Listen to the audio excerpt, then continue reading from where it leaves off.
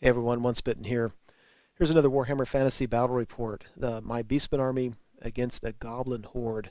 This is just a really neat looking army. I can't wait to see it painted. I didn't take a lot of good pictures for deployment, so I'm just going to have to describe my list. Um, Basically, to the left of this picture, there's a unit of harpies. And then from the left to the right, there's a Razor Gore, Tuskgore Chariot, Bestigores with my general, who has the Crown of Command, 3-up armor save, and the rest of the stuff just makes him killy. I've got 30 Ungor with my Battle Standard Bearer with a 2-up armor save and the banner of +1 strength to the unit. And I believe in there I also have my level 4 Shaman with Lore of Shadow and a Dispel Scroll. And I'll get back to my army in just a second. This is his army. That's just awesome. There's one unit of trolls. There are 2 units of goblins with bows, and then there are 3 units of goblins with spears. And every unit he has, I could be wrong, but I'm pretty sure in every unit he has a Lord level fighty character. Overall he has 2 spellcasters, and he has a Battle Standard Bearer. So a true goblin horde. I absolutely love it. So anyway, on the other side of my Gore unit, I've got another Razor Gore, which you can barely see because of the wing. I've got a Tuskgore Chariot behind that. I've got my Jabberslythe, which you'll see pictures throughout the game, but that's a model I recently created.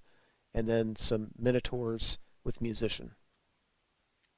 So we go Goblin turn 1, and as is typical with Goblins, both units on the far right, my far right, squabbled, so they just really couldn't do a whole lot of anything. Otherwise, he moved up, I think pretty much as fast as he could. He got some Goblin Vortex spell off sitting there in the middle of the table. And yeah, that's turn 1. So we go to turn 2. Here on the left I had a unit of Harpies, which I represent with Ungor. I'm trying to figure out wings for those guys. So I used them to draw out Fanatics. So basically every Goblin unit he has 3 Fanatics in it. So this was absolutely crazy. It was a little bit weird because I was trying to fly to one place, but as soon as I got within 8 inches of one horde, they had to release the Fanatics. So I think he released both of these at the same time. It killed 4 of the 5 Harpies, and I failed my panic test, so he's running. And we've got just a board full of Fanatics. On my turn on this side, I had 1 unit of Gore in ambushing, and when I rolled, they had to come on the right-hand side of the board. And so I could just barely fit him in behind his line over here, which was good for me, I think. My Jabberslythe, I want to use him to charge this unit because it's outside of his leadership bubble, which means they're only 7, and if they're they have a decent chance of failing their terror test, and if they do fail and flee, they'll bounce through my unit unless they just don't roll. Unless they just roll low, they should bounce through my unit and off the board. So I use both my Razor Gores, one on the left to draw out more Fanatics, and the one on the right to redirect the trolls. Now I want you to look at where things are positioned. The unit of goblins at the top, not the very top right, but the second one from the right, all the way back at the end of the board, on his turn, he makes the charge all the way from there into my Razor Gore, and the trolls make the charge all the way into my Bestigores. These guys were anxious to get into combat. So here's what it looks like on the right-hand side of the board. Yeah, I think we've already seen that one.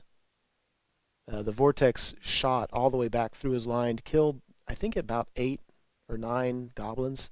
I think these come standard 50, and he had several characters in with them. So with that many goblins, who really cares? But I'm glad things on his side of the board. I think he can choose to get rid of that thing whenever he wants. So after this, I think he just let it go, got rid of it. So go to Goblin turn 2. Yeah, those 2 charges that I told you about made it. The Razor Gore on the right is going to be toast. The trolls come into my Bestigores. For the most part, I'm okay with that. They can do some damage, and it's going to be tough to kill them and get through their regen because I don't have a flaming banner. But I've got my Lord level character. I've got strength 6 Bestigors, and if I can't finish them off, I can always use that unit of Gores on the right to flank charge them, and then just beat them through combat res. So here's just a picture of the Goblins still just kind of moving around. The Goblins, the Fanatics, I mean. Fanatics moving around over here. This is him popping up. Now, if you look at the angle between my Jabberslythe and that Goblin unit, I was kind of assuming when he moved up like this that when I charged him, if he failed and if he moved directly away from my Jabberslythe, that his right edge would go off the board. The board is really, this picture, there's probably another inch or two of the board, but my unit at the very top only came on and moved an inch or two, so it didn't really quite work out that way, but that's kind of what I was thinking right there. So anyway, after combat, you can see that he did indeed kill several of my Bestigors, but we just opened up a can on him. He must have failed just tons and tons of regen wounds. So unable to chase him down, which was unfortunate. But at least I got rid of several of them. The Goblin horde on the right, you can see, killed my Razorgore and then just reformed. And we go to Beastmen turn 2. So the Bestigors charged the trolls who fled, or had to flee. And then I think they tried to charge the next Goblin horde and just failed their charge. The Gore herd on the right charged his horde of goblins, as did my chariot, and he fled and was run down. And I don't remember why he fled. I may have said that wrong. My Bestigors may have also charged that unit, and he fled because there were 3 units charging him. I just don't know. So however it was, that's how it ended up. So there's a unit, one of the 5 hordes are gone. Here the Harpy needs Snake Eyes to rally. He didn't rally. He fled through my chariot, and my chariot failed its panic test. And here's just a close-up. So on the right side of the board, my Jabberslythe charged that horde, and they did indeed fail their panic test. Their leadership's 7, so they had a decent chance of failing it. He didn't run off the table. He just kind of ran back towards my unit, and I was able to roll high enough to catch him, and so after I caught him, my Jabberslythe just turned towards the rest of the action. It's pretty funny, though, those Fanatics. Yeah, there's 3 of them. When he rolled them on his turn, they all landed just right next to each other. So I've got this right flank pretty well sewn up.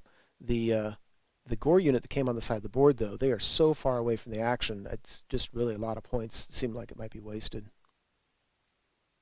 So I had charged my Razorgore into this unit, trying just to snipe a character, and I was looking at the Battle Standard Bearer, just wanting to get rid of him, and he's got a Lord level character in there that has, I think, 4 attacks, always strike first, and he just ripped through. He and everybody else went before my Razorgore and just ripped through him.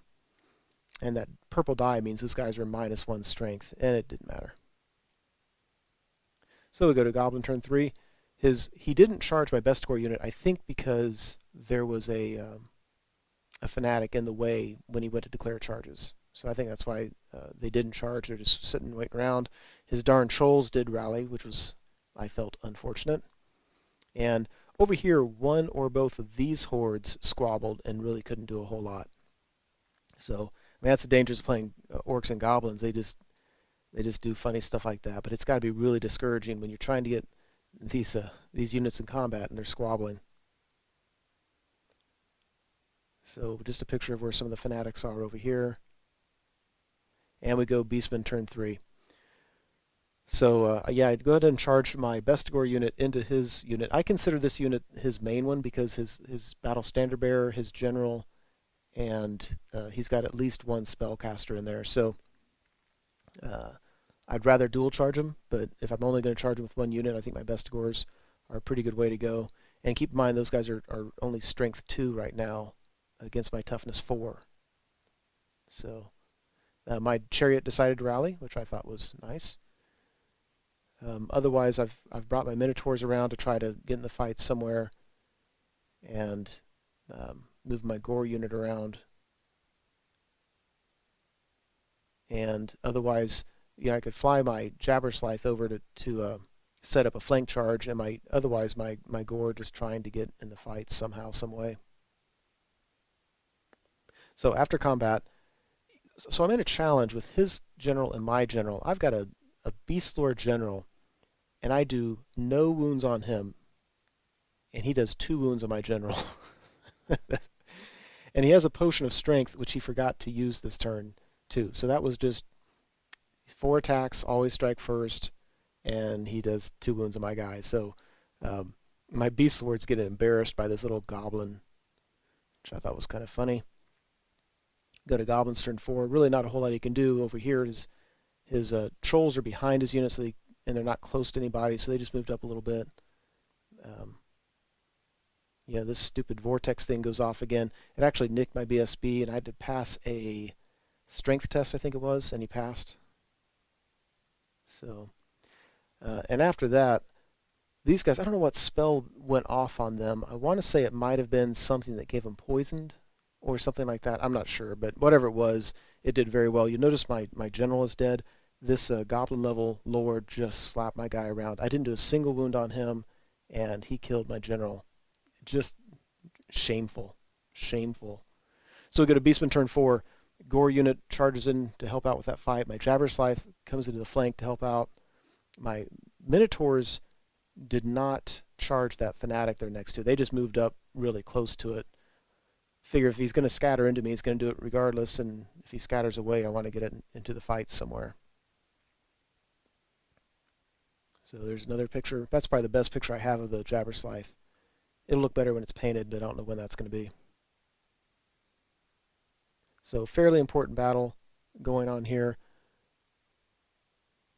And when all's said and done, that's all it took. So I was able to beat that unit and run it down. And in the course of it, I got an overrun into his horde on the left as well as his trolls on the right. So I felt that was, at the time, I felt that was just wonderful. You'll know what I mean by that in just a second. So just another angle. So we go to Goblin turn 5. So on the left, I got the free charge into his horde, but then he was able to countercharge into the flank of my units. So now I'm more than a little scared. That's not going to be pretty. Now on the right, the Bestigors have 2 banners they've captured. So that means they have +2 combat res. And so as long as he doesn't kill all my Bestigors, I should be able to beat that unit just through combat res, I would like to think. So when all's said and done over here, you'll notice he really didn't do, I mean, he did some wounds to me, no doubt, but, it wasn't too awful bad. And I obviously did some wounds on him. So luckily we held, and now I'll be able to help support with a chariot on my next turn, which, again, should help. But what I really need to do is get some Minotaurs over there. So now over on this other side of the board, I charged in my remaining, I think, 5 Bestigors and my Jabberslythe into the face of those trolls. Yeah, he beat both of them and ran them both down. Are you kidding me? Wow, what an epic fail. Yeah, so I felt that was unfortunate. So we go to Beastman turn 5. My Minotaurs charge the trolls, try to get some revenge. My Gores at the top are still wandering down the board to absolutely no use. I don't think I'll ever use the ambush rule ever again. I don't like what happened to him this game. The chariot was able to come into the side. And if you look at that horde on the bottom, there's still 45 models there. Yeah, 15 of them got killed. Now, one thing that helped is my Beastman, my Gore unit, when they rolled for Primal Fury, rolled Snake Eyes. So they were frenzied, and they got to reroll hits. And when I did my attacks, I believe 4 or 5 guys deep, and so I just had a ton of attacks against these guys on my left, and my BSB's still alive, and he gives them strength 4. So they're rerolling attacks, strength 4. I rolled 6 impact hits, just did 15 wounds on those guys. It was absolutely crazy. The problem I had was this unit in my flank had a spell cast on them where they had poison. So that's a lot of attacks they get that we roll a lot of 6s and my toughness doesn't matter. So when all was said and done, I broke the unit in combat that was in front of me, but the ones in my flank didn't break. And so obviously I couldn't chase down the ones in front of me. My Minotaurs beat the troll in combat, and we were at the end of the 5th turn, and the store was closing, so we couldn't go to turn 6, which was just a shame because I think we were both having fun. I was having fun with this game. It was nice and bloody, and it was going to be interesting what was going to happen with that combat with my battle standard bearer. The bad news for me was, well, he would go next and might break me on his turn, and if he didn't, I don't really have anything that could come in and support anyway. So more than likely, it would have ended the way it did anyway. So we figured it was probably a victory to the Beastmen. Um, it was hard to figure out where his points were because he just had those big units on the table, and I didn't figure out what points were each. But anyway, I think we figured the Beastmen probably had more points in that game. So regardless, that was it. Hope you enjoyed it.